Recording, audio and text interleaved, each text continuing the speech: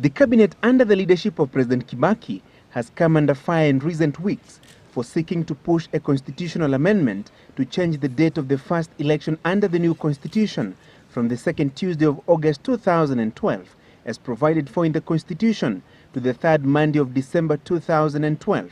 The cabinet cited key logistical and procedural challenges that would arise if Kenyans were to go to the polls in August next year. If the election is 14th of August, at what point will Kenya's 10th Parliament pass an appropriation act allowing appropriation of proceeds of your national revenue for purposes of elections? But the Constitutional Implementation Commission and independent legal scholars have faulted the timing and purpose of the proposed amendment. All progressive members of Parliament and the people of Kenya must say no to the proposed amendment to the election date, or forever remain liable to future generations for killing the reform dream.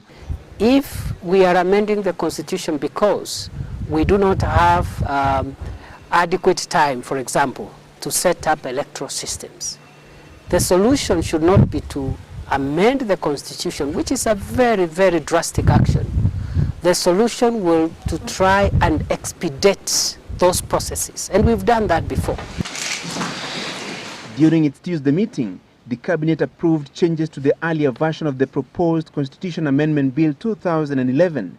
In the new bill, the first general election under the new constitution is to be held on the 17th of December 2012.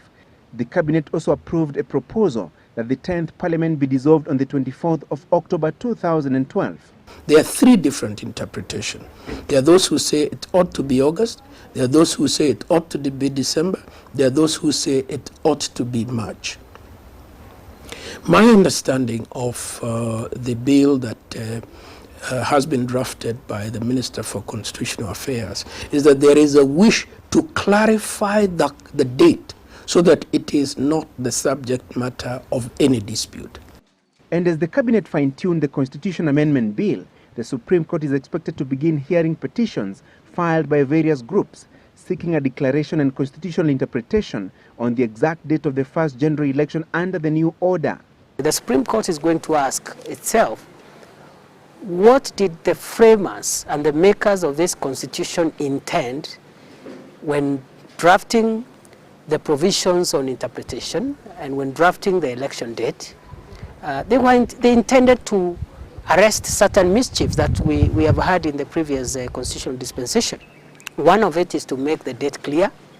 The Chief Justice has assured Kenyans that the Supreme Court will expedite and dispense of the matter before the end of the year.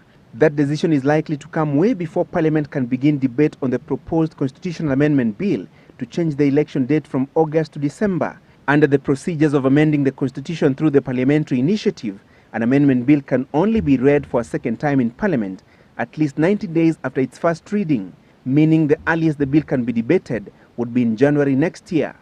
Francis Gachuri, Citizen Live at 9.